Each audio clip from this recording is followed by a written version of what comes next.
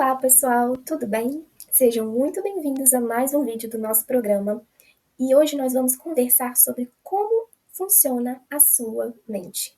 Bom, pessoal, eu já quero deixar aqui uma dica, né, deixar claro para vocês que a psicologia ela tem inúmeras teorias e abordagens para buscar explicar o nosso desenvolvimento, como é formada a nossa personalidade e também como os transtornos mentais podem surgir e se desenvolver.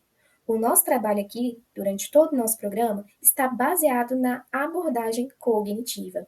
E para essa abordagem, pessoal, tudo está interligado: as experiências, os pensamentos, as emoções e o comportamento.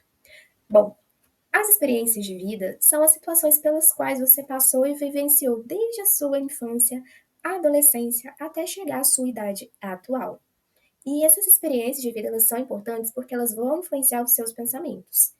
Os pensamentos é a sua parte cognitiva, que está muito associada à percepção de como você enxerga e atribui significado à realidade. Essas experiências e os pensamentos, por sua vez, vão influenciar nas suas emoções. As emoções, pessoal, elas são reações fisiológicas que ocorrem no seu corpo. E às vezes nós tendemos a atribuir valor a essas emoções. Ora, atribuímos um valor positivo, se o que sentimos é bom, prazeroso, agradável. É o caso, por exemplo, de emoções como a alegria, a felicidade. Mas também há emoções que a gente pode gerar uma sensação fisiológica mais desagradável. E até mesmo, em alguns momentos, uma reação desagradável, desconfortável. É o caso, por exemplo, do medo, da raiva, da tristeza. E por isso as pessoas tendem a dizer que essas últimas emoções elas são negativas.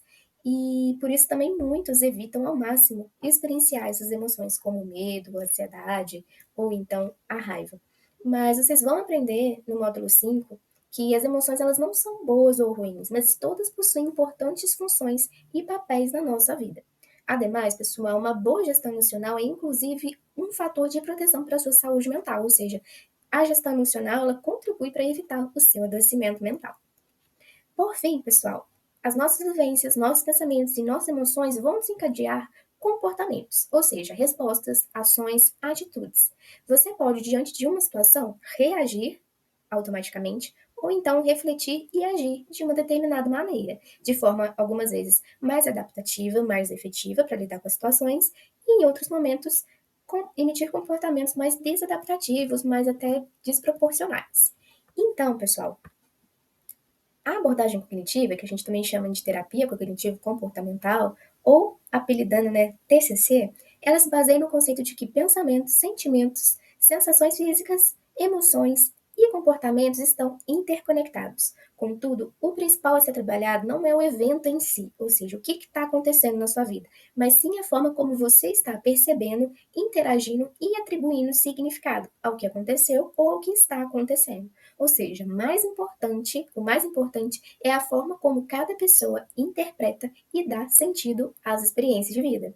Isso explica, pessoal, por exemplo, por que duas pessoas podem reagir de maneiras completamente distintas, mesmo diante da mesma situação.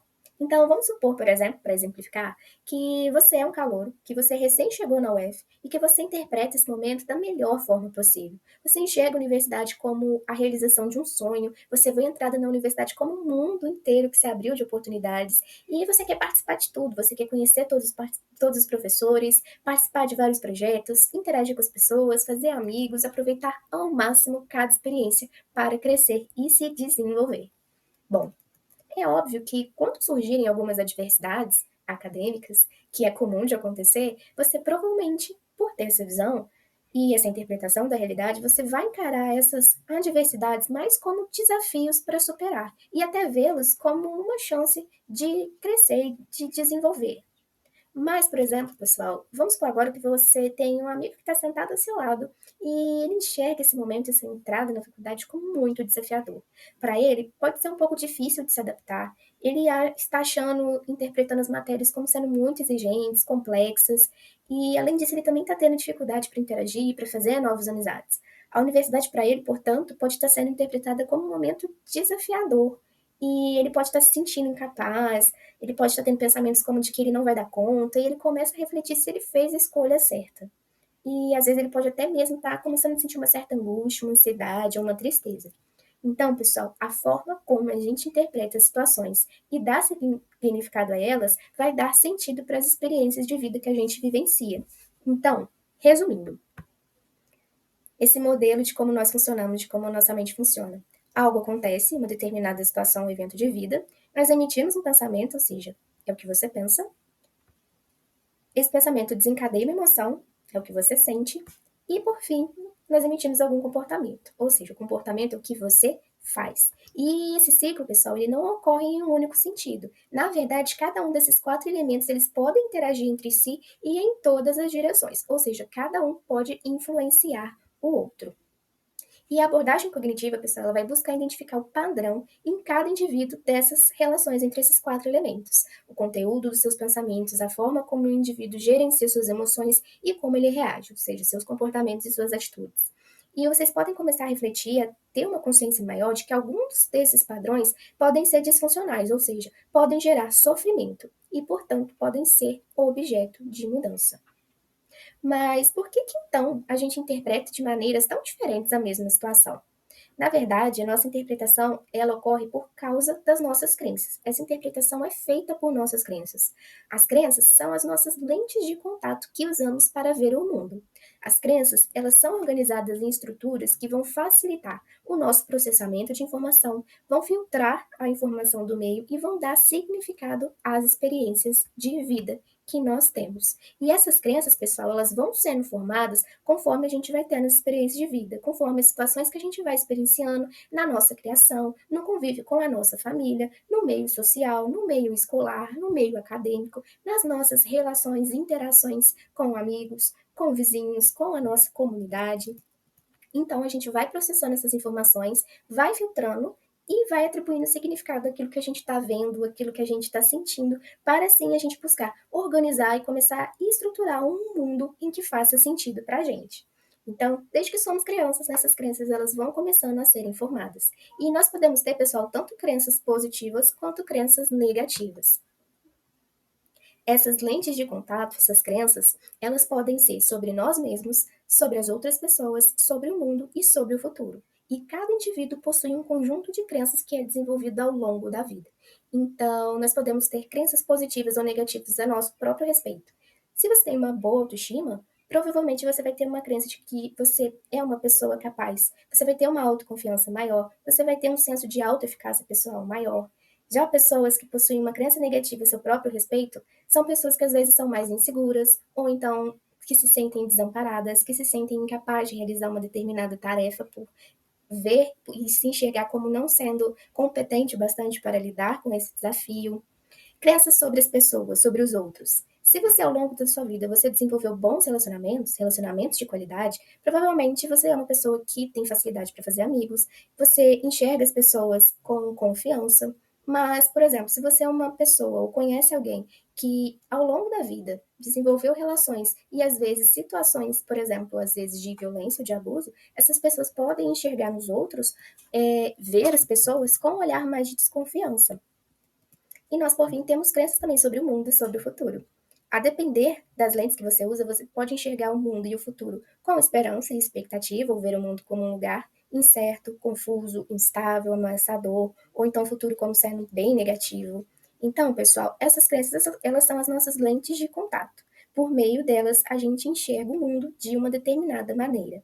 E essas crenças, por serem centrais, elas às vezes costumam estar mais latentes, e às vezes a gente não tem muita consciência delas. E elas podem ser ativadas quando uma determinada situação surgir.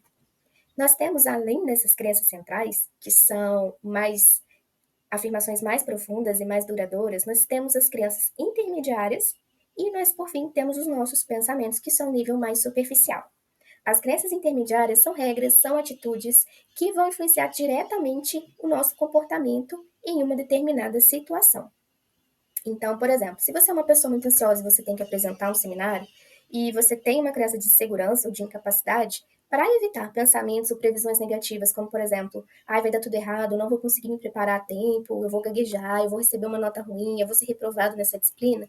Então, você pode começar a criar uma série de regras, que são essas crenças intermediárias, para você tentar evitar essas previsões negativas se tornarem realidade. Então, são exemplos de regras, por exemplo, eu tenho que me preparar com muita antecedência para tudo dar certo, ou eu tenho que ensaiar na frente do espelho pelo menos 5 vezes para eu sentir segurança de que eu não vou errar na frente de todo mundo. Então, essas regras a gente vai formulando para tentar controlar nossas emoções, como a ansiedade, como o medo, que sentimos, e essas regras vão, às vezes, serem criadas para tentar fazer com que a gente lide com a situação. Só que algumas dessas regras elas podem ser muito exigentes e às vezes pode até mais prejudicar do que a nos ajudar. Então, pessoal, para resumir, tudo está interligado para a abordagem cognitiva. A partir de uma situação específica, as crenças que o indivíduo tem vão influenciar na percepção que essa pessoa tem, e essas crenças vão se expressar num nível mais superficial de cognição, que a gente tem mais consciência, que são os nossos pensamentos. Por sua vez, os pensamentos vão influenciar na nossa reação emocional, na nossa reação fisiológica e no nosso comportamento. Dessa forma, tudo, pessoal, pensamentos, emoções, sentimentos, reações fisiológicas, comportamento, todos esses elementos podem interagir entre si e são capazes de afetar uns aos outros. E se você notar que você está tendo uma perspectiva, às vezes, um pouco negativa sobre si mesmo, sobre os outros, ou sobre o mundo, sobre o futuro, a boa notícia é que se você passar a desenvolver uma nova perspectiva, você pode começar a e avaliar, né, os seus pensamentos de forma mais realista e adaptativa, você pode melhorar o seu estado emocional, a sua gestão de emoções e, consequentemente, adotar novos comportamentos mais efetivos para lidar com as situações adversas da vida. Por fim, pessoal, cuidado em como você interpreta o mundo, porque o mundo será o que você interpretar. Eu espero que vocês tenham gostado muito desse conteúdo e nós nos vemos no próximo vídeo. Foi um prazer, pessoal. Tchau!